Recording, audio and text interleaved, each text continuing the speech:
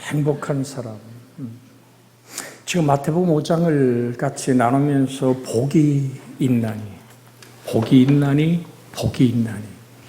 우리의 가장 큰 축복은 임마누엘의 축복입니다. 하나님이 나와 함께 하실 수 있는, 하나님이 동행하는 사람. 여러분의 행복이 나누어지기를 주의 이름으로 축복해 드립니다. 그래서 아브라함에게 말하기를 너는 복이 될지라. 천하 만민이 너 까닭에 복을, 햇살이 온 땅을 비추는 것처럼 복이 너를 통해 흘러가길 원하는, 그래서 한 번 더 축복합니다. 축복의 통로가 되기를 원합니다. 인사 나누기 원합니다. 축복의 통로. 나를 만나는 사람마다 행복한 기쁨의 미소가 그렇게 입에서 떠나지 않는 행복 있기를 주의 이름으로 축복해 드립니다. 자, 마음이 가난한 자, 이것이 팔복의 근본이 되고 산상수훈의 바탕이 되기 때문에 함께 나누는 겁니다. 가난한 마음은 단순한 마음이라고 표현해 드립니다. 정말로 복잡한 마음이 아닙니다. 두려운 마음도 아니고, 정말 이것은 아무것도 주장할 수 없는 순고하고 순전한 마음입니다. 더 이상 자랑할 것도 치장할 것도 없습니다. 여기에 겸손이 있고 온유가 있고 그리고 순종함이 있다는 사실을 여러분에게 말씀드립니다. 그래서 성경 야고보서 1장에 있는 말씀에 보면 이런 사람은 무엇인 주께 얻기를 생각하지 말라. 두 마음을 품어 모든 일에 정함이 없는 자로다. 정말 내 마음이 단순해지게 하옵소서. 주님 앞에 순수하고 순전한 마음 주시옵소서. 다윗이 굉장히 복잡했었잖아요. 밧세바라는 여인이 눈에 들어올 때 음욕이 그의 인생을 불타게 했죠. 자기 남편은 자기의 정말로 휘하에 있는 병사가 아닙니까? 그는 자기 나라와 다윗을 위하여 전쟁터에 나가 싸우는데 다윗은 그의 아내를 데려다가 간음하고 그걸 살짝 덮어버리려고 애쓰지만 정직한 우리아는 정말 순고한을 하나님 앞에 지킬 때 그를 죽여버립니다. 그리고 덮어버리려고 정말로 왕의 술수를 쓰기 시작합니다. 근데 하나님은 지켜보고 계시잖아요. 그래서 하나님은 나단을 보내서 바로 당신이요. 부자가 수많은 양떼와 소떼와 수많은 양떼가 있었고 수많은 소떼가 있었는데 손님이 왔는데요. 그 아래 동네에 양 한 마리를 키우고 기르는 그 사람의 양을 뺏어 손님을 대접했습니다. 왕이 어떻게 생각합니까? 다윗이 벌떡 일어나서 그런 놈은 당장 가만두면 안 된다고, 우리에게는 죽어마땅한 놈이라고 말할 때 나단이 얘기했는데 그게 바로 당신이요. 나단이라는 목회자의 지적 앞에 다윗은 그 당시 나단 선지자가 그렇게 대단하게 사람들에게 그렇게 오늘 인기 있는 목회자도 아닙니다. 그런데도 불구하고 하나님의 목소리를 듣자 왕위에서 내려와 무릎을 꿇고 가슴을 치며 베옷을 염소떨로 짠 베옷을 입고 티끌을 날리며 울며 간구합니다. 주여, 내게 정한 마음을 창조하여 주시옵소서. 내게 정직한 영으로 새롭게 하여 주시옵소서. 우리 주의 성령이여 내게서 성령을 거두지 마옵소서라고 눈물을 시냇물처럼 흘리며 가슴을 두드리는 그의 복잡하고 계산 많은 마음들이 순수하고 단순히 주 앞에 무릎을 꿇으며 주께서 제사를 원했더라면 내가 수천 마리 수만 마리의 양과 소를 바쳤을 겁니다. 그런데 주님은 그걸 원하는 게 아니라 깨지고 상한 심령으로 하나님을 향하여 부서진 그 깨어진 마음을 흠양하시는 하나님이라고 고백하지 않습니까? 우리 오늘 물론 예물을 하나님께 드리죠. 시간을 드립니다. 찬양을 드립니다. 그런데 하나님은 우리의 깨지고 상한 마음, 주님, 내게 정한 마음을 창조하시고 정직한 영으로 새롭게 해달라고 복잡하고 흩어진 마음이 주 앞에 단순해질 때 하나님은 그 마음에 겸손과 온유와 순종을 만들어 가시는 하나님이신 줄 믿습니다. 육신을 따른 자는 육신을, 영을 따른 자는 영의 일을 생각하나니 육신의 생각은 사망이요 영의 생각은 평안이니라. 육신의 생각은 사망이요 영의 생각은 평강이니라. 왜요? 육신의 생각은 하나님과 원수가 되나니. 제가 여러분에게 지금 들려드린 말씀은 로마서 8장 5절로 8절에 있는 말씀입니다. 육신의 생각은 하나님과 원수가 되나니 이는 하나님의 법에 굴복지 아니할 뿐 아니라 할 수도 없음이라. 육신에 있는 자들은 하나님을 기쁘게 할 수 없음이라. 여러분과 제가 하나님의 기쁨이 되기를 소원하는데 내 속에 일어난 내 집안 식구인 원수의 안목의 정욕과 이생의 자랑과 세음하는 욕심들이 아담과 하와에게도 역사했잖아요. 뱀이 그를 향하여 목소리를 들려주지 않습니까? 너 저거 먹으면 하나님처럼 돼. 솔깃한 겁니다. 네가 지금 사는 에덴의 이 행복, 하나님과 함께 거니는 이 축복의 에덴이라는 행복 안에 있느냐? 근데 너 한 가지 부족하잖아. 왜 저는 선악과를 알게 하는 나무를 먹지 말라 그런 줄 아느냐고 유혹하는 그 마음에, 오늘 사람들이 그러잖아요. 지나가다가 그냥 담에 이렇게 구멍 이렇게 하나 나 있으면 말이에요, 그냥 지나간대요. 근데 그 밑에다 글씨를 써놓은데 절대로 들여다보지 마세요. 그러면 그 구멍난 구멍을 거의 10명 중에 8명은 들여다본대잖아. 절대로 보지 마세요. 그러면 보고 싶은 욕망이 사람 속에 있다는 거예요. 여러분 기억합시다.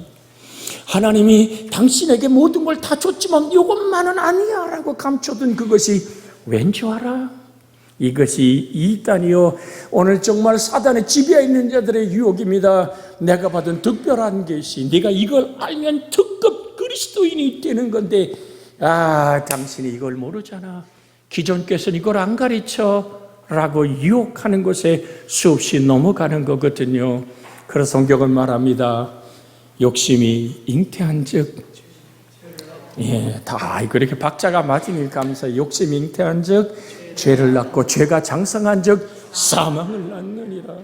그래서 로마서 6장 23절에 말씀합니다. 죄의 값은 사망이요 하나님의 은사는 우리 주 예수 그리스도 안에 있는 영생이니라. 그래서 우리는 고린도서 2장 16절에 누가 주의 마음을 알아 주를 가르치겠느냐. 그러나 우리가 그리스도의 마음을 가졌느니라. 그래서 주님 우리에게 오늘도 마음을 두드리며 말합니다. 너희 안에 이 마음을 품으라고. 그리스도 예수의 마음이니. 그 마음은 마음이 오냐고 겸손한 마음이야. 철저하게 심령이 가난한 자의 삶을 살았던 주님 안에 가난함이 있었단 말이죠. 그가 왜 가난했을까요? 여러분 고린도후서 8장 9절에 보면 이런 말씀이 있습니다. 고린도후서 8장 9절에 우리 주 예수, 같이 한번 화면에 떴게 읽어볼까요? 우리 주 예수 그리스도의 은혜를 너희가 알거니와 부요하신 이로써 너희를 위하여 가난하게 되심은 그의 가난함으로 말미암아 너희를 무욕케 하려 하심이라. 할렐루야. 모든 욕심에서 벗어난 가난, 자유하는 평화, 그가 우리에게 주시는 것은 너는 나 예수로 부요해지기를 원하노라. 그래서 주님 말씀하잖아요. 마태복음 11장 29절에 나는 마음이 오냐고 겸손하니 나의 멍에를 메고 내게 배우라. 그리하면 너희 마음이 어떡하리라고요? 쉼을 얻으리라. 세상에 수고하고 복잡한 무거운 짐, 사실 그건 인간의 욕심의 짐이잖아요. 내 욕망으로 만들어진 내 어깨에 걸머진 육신과 죄악의 무게에서 내가 벗어나기를 원한다. 내 멍에 밑에 들어와라. 그리스도와 함께 십자가에 못 박혔나니 그런 적 이제는 내가 사는 것이 아니라 내 안에 그리스도께서 사신 것이라. 내가 육체 가운데 살아가는 이유는 나를 사랑하사 나를 위하여 자기 몸을 버리신 하나님을 아들을 믿는 뭐라고요? 믿음 안에서 사는 것이다.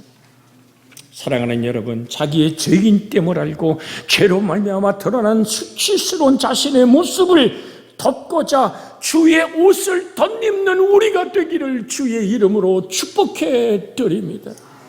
그래서 라오디아 교회를 향해서 주님 오늘도 소리쳐 말합니다. 너 부자라고? 너 부족한 것이 없다고? 내가 너를 바라볼 때 눈 벌거벗었어.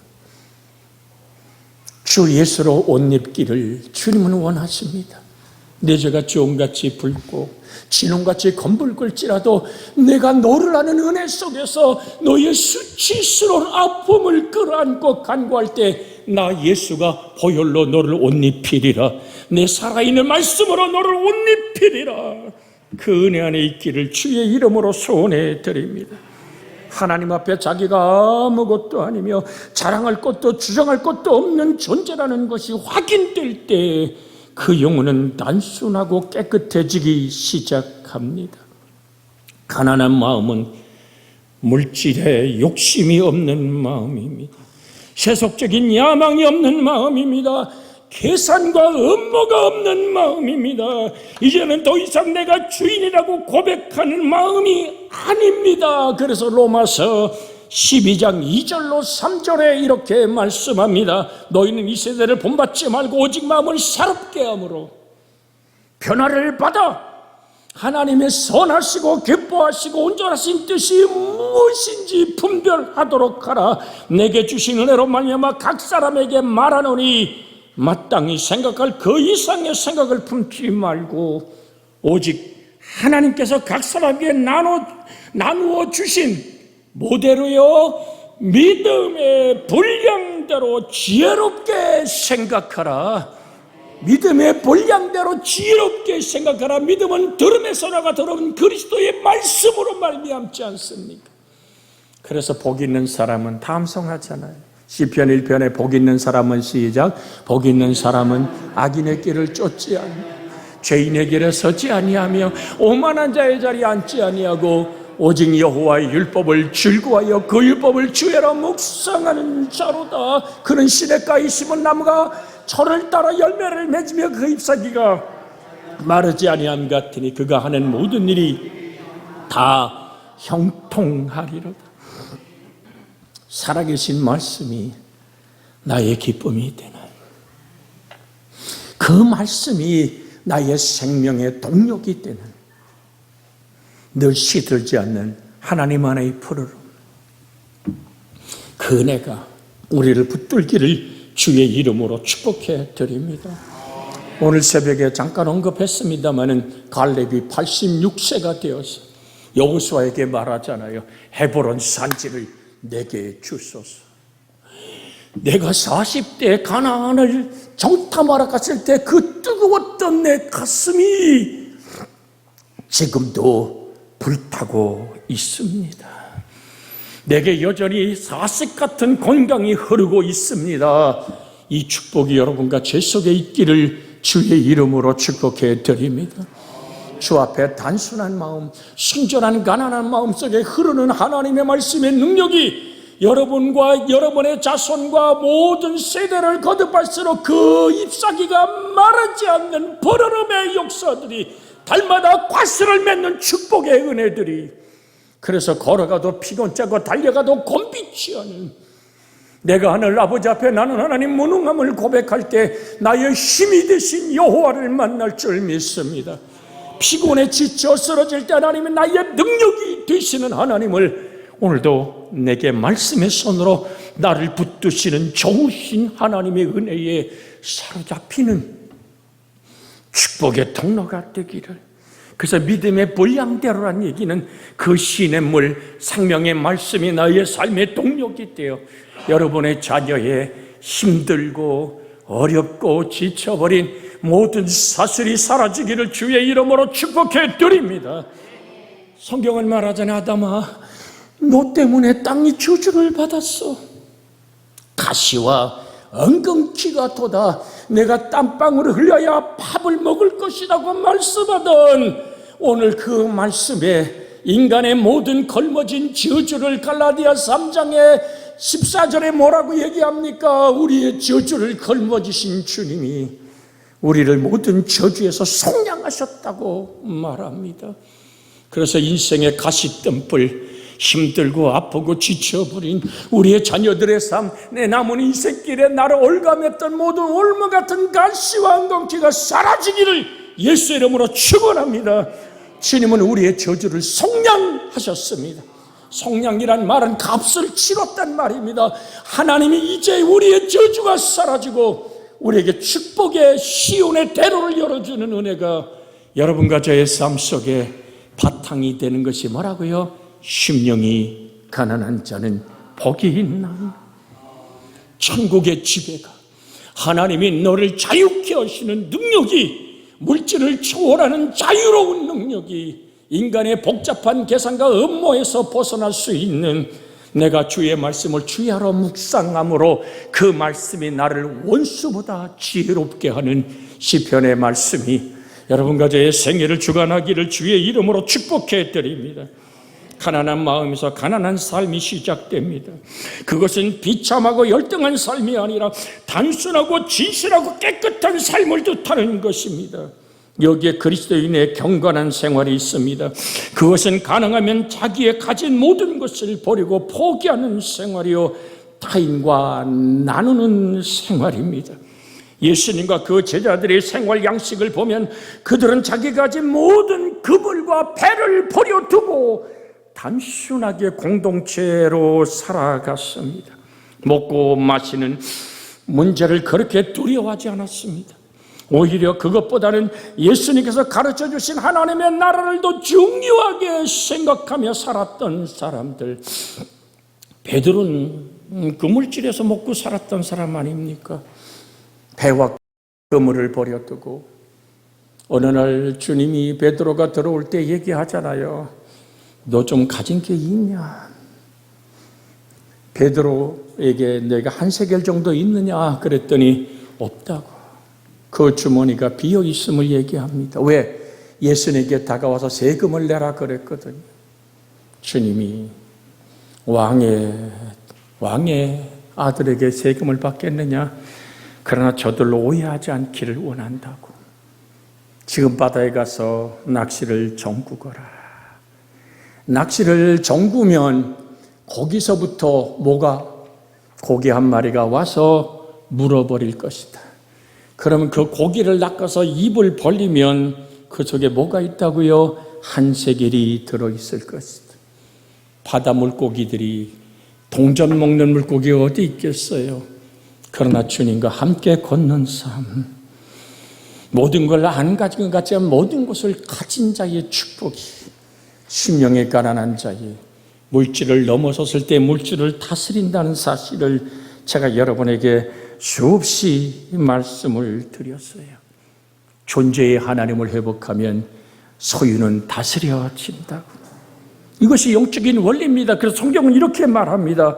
마태복음 6장 26절에 공중의 새를 보라, 심지도 않고 거두지도 않고 창고에 모아들이지도 아니하되 하늘 아버지께서 기르시나니 너희는 이것들보다 귀하지 아니하냐. 30절에 가서 오늘 있던 내걸 아궁에 던져질 들풀도 하나님이 이렇게 입히시거든 하물며 너희일까 보냐 믿음이 작은 자더라. 그러면서 마태복음 6장 32절로 33절에 이는 다 이방인들이 구하는 것이라. 너희 하늘 아버지께서 이 모든 것이 너희에게 있어야 할 줄을 아시느니라. 그런즉 너희는 먼저 그 나라와 그를 구하라. 그리하면 이 모든 것을 너희에게 더하시리라. 이미 구약 열왕기상 8장 23절에 이렇게 말씀합니다. 이르되 이스라엘의 하나님 여호와여, 위로 하늘과 아래로 땅에 주와 같은 신이 없나이다. 주께서는 온 마음으로 주 앞에서 행하는 종들에게 언약을 지키시고 은혜를 베푸시나이다. 날마다 우리의 짐을 지시는 주, 우리의 구원이신 하나님을 찬양합니다. 수고하고 무거운 짐진 자들아 다 내게로 오라. 내가 너를 편히 쉬게 하리라 하신 주님은 주 앞에 와서 단순하고 순전한, 정말로 순진한 주의 마음, 하나님 말씀 앞에 단순해진 마음을 갖는 가난한 영혼에게 하나님의 치료와 축복과 위로의 말씀으로 오늘도 동행하시는 하나님, 그 은혜가 열매 맺어지는 여러분의 가정과 삶이 되어지기를 주 예수의 이름으로 축복해 드립니다. 그래서 오늘 말씀을 읽었습니다. 베드로와 사도들이 대답하여 이르되 사람보다 하나님을 순종하는 것이 마땅하니라. 가난한 마음이란 하나님만을 의존하는 삶을 말하는 것입니다. 하나님의 은총과 긍휼을 날마다 바라보며 사죄의 은총에 감사하며 사는 삶, 웬일인가 웬말인가. 나의 허물과 죄를 씻어주신 주님, 예수님 모른다고 적은 계제바위 앞에서 예수님을 저주하고 욕하고 돌아설 때 팔기 울잖아요. 그때 그 닭 울음소리에 베드로의 영혼이 정말 뒤집어지기 시작하는 거예요. 내가 닭 울기 전에 나를 3번이나 모른다고 부인할 것이다 라고 돌아서는 닭 우는 소리에 주님을 다시, 이제 신문받는 주님을 바라보는 순간 눈이 마주쳐요. 눈이 마주쳐. 오늘 사랑하는 여러분, 베드로에게 주님 뭐라고 말씀했나요? 베드로야, 사단이 말이야 너를 밀가부르듯 하려고 요구했어. 그러나 나는 너를 위해 중보하여 기도했노라. 내 믿음이 떨어지지 않도록. 너 돌이킨 후에 내 형제를 굳게 하라는 말씀, 닭 울기 전에 내가 나를 모른다고 3번 부인하고 하는 말씀. 베드로는 동곡하며 울며 기도합니다. 그리고 갈릴리 해변에서 주님을 만나잖아요. 주님이 그에게 뭐라고 묻습니까? 너 나 사랑하니? 다른 얘기가 아닙니다. 너가 나를 배신하고 돌아설 때 닭이 울었잖아, 이런 구차한 설명이 아닙니다. 네가 지금 나를 사랑하느냐? 내가 주를 사랑한 줄 주께서 아시나이다. 그거로 족하신 하나님. 오늘 사랑하는 여러분, 성령이 임할 때 베드로는 죽음 앞에 섰습니다. 감옥에 갇힙니다. 마지막 최후에 십자가에 거꾸로 못 박혀 순교하기까지 그는 그 속에 우리 주의 성령이 그에게 흐르는 예수의 보혈의 피가 그를 붙들고 있죠. 그래서 고백합니다. 하나님 앞에 순종하는 것이 사람의 말을 듣고 누려하는 것보다 낫지 않겠느냐. 하나님의 은혜와 긍휼을 날마다 바라보며 주님 보혈의 그 은총을 가슴 적선에는 감사의 삶, 하나님 앞에서 깨어진 사람, 그래서 그 자신이 아무것도 아니라는 영적인 파산을 깨닫는 순간 그의 마음은 가난해지기 시작합니다. 그리고 단순하고 순진하고 순종하는 태도가 생깁니다. 이때 그는 기가 막힌 심정으로 하나님을 갈망하게 됩니다. 즉 하나님만을 전적으로 의지하게 됩니다.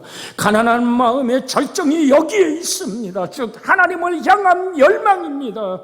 하나님을 오늘 의지하지 않고는 한순간도 숨쉴 수 없고 살아갈 수 없는 나임을 발견하는 겁니다. 그래서 주님은 이렇게 우리에게 말씀을 들려준 적이 있습니다.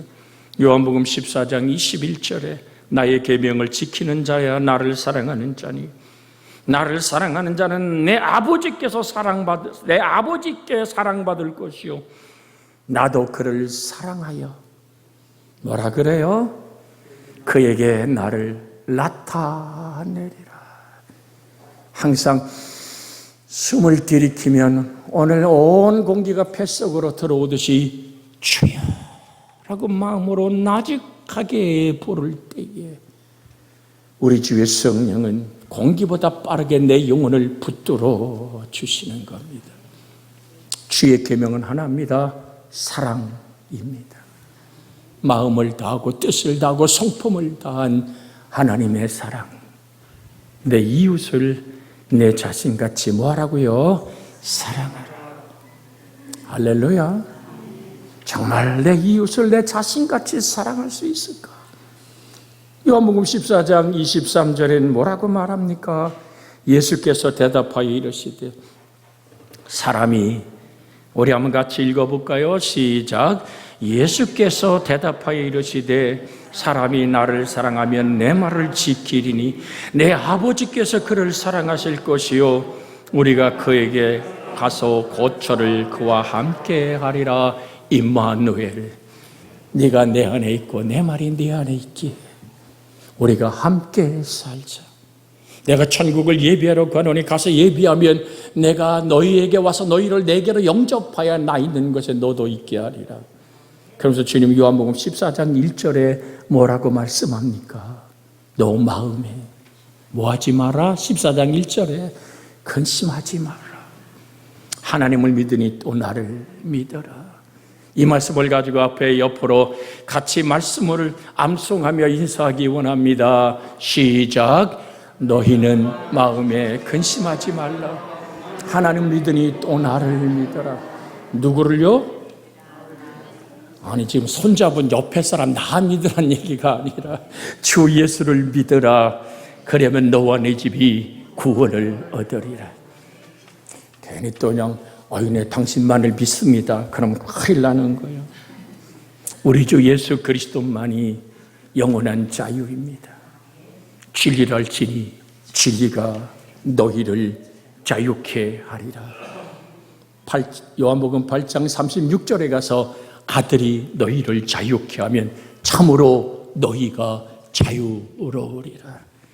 자유하는 사람, 그리스도 예수 안에서 가시와 엉겅퀴에서 벗어난 자유의 찬양의 나라를 펴고 독수리가 날개치며 올라감 같은 여호와를 앙망하는 사람, 걸어가도 피곤차고 달려가도 곤비치 않은 은혜가 여러분과 저를 붙드시기를 주 예수의 이름으로 축복해 드립니다.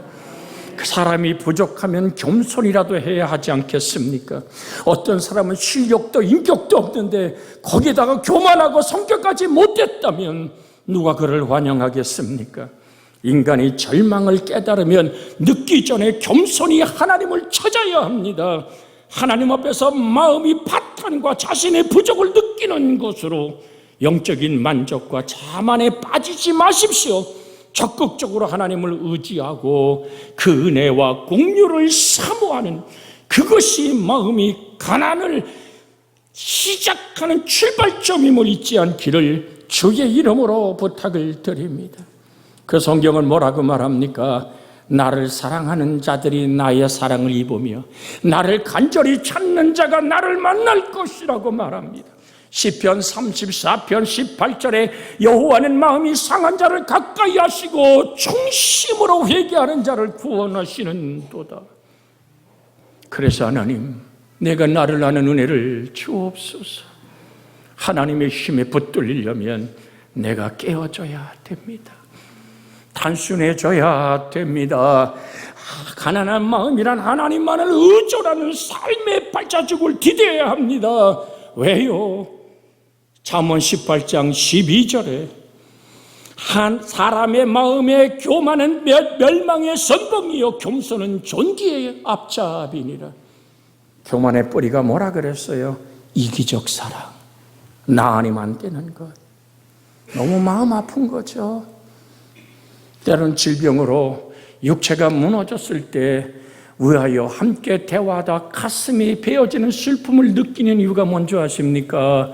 그 영혼이 더 꼬부라져 있는 겁니다. 나 아니면 안 되고 모든 자가 내 필요를 채워야 되고 나만을 사랑해야 된다고 자기에 갇혀버린 저것이 질병이구나. 영혼이 잘됨같이 범사가 잘되고 강건하기를 원한다 그랬습니다. 영혼이 망가지니까 범사가 망가지고 건강이 무너지는 겁니다. 하나님의 치료를 경험하셨습니까? 마음속에서부터 하나님의 치료와 회복이 일어나기를 주의 이름으로 축복해 드립니다. 그래서 이사야 57장 15절에 지극히 존귀하며 영원히 구하시며 거룩하다 이름하는 이가 이와 같이 말씀하시되 내가 높고 거룩한 곳에 있으며 또한 통회하고 마음이 겸손한 자와 함께 있나니 이는 겸손한 자의 영을 소생시키시며 통회하는 자의 마음을 소생시키려 함이라고 이사야 57장 15절에 말할 뿐 아니라 요엘서 2장 12절로 13절의 말씀을 읽고 내게 정말로 가난한 마음을 달라는 통회하는 기도가 있기를 원하여 이 말씀을 읽습니다. 요엘서 2장 12절에서 13절에 있는 말씀입니다. 우리 한번 같이 읽습니다. 여호와의 말씀에 너희는 이제라도 금식하고 울며 애통하고 마음을 다하여 내게로 돌아오라 하셨나니 너희는 옷을 찢지 말고 마음을 찢고 너희 하나님 여호와께로 돌아올지어다. 그는 은혜로우시며 자비로우시며 노하기를 더디하시며 인애가 크시사 뜻을 돌이켜 재앙을 내리지 아니하시나니. 아멘. 그 다음 절이 너희로 하나님께 제사를 드리는 것을 전제 드리게 하지 않겠느냐. 주께서 혹시 마음과 뜻을 돌이키고 그 뒤에 복을 내리사 너희 하나님 여호와께 소제와 전제를 드리게 하지 아니하실지 누가 하느냐. 진정 요엘 선지를 통해 우리에게 주는 복은 예배의 복입니다. 내가 왜 옷을 찢지 말고 마음을 찢어 하나님께 통회할 이유가 뭐냐. 내가 복의 회복은 하늘 아버지 앞에 예배의 회복이다. 같이 하나님 우리 위해서 기도하길 원합니다. 그 심령이 가난한 마음 주시옵소서라고 간구합니다. 주여, 자비하신 아버지 하나님, 심령이 가난한 마음은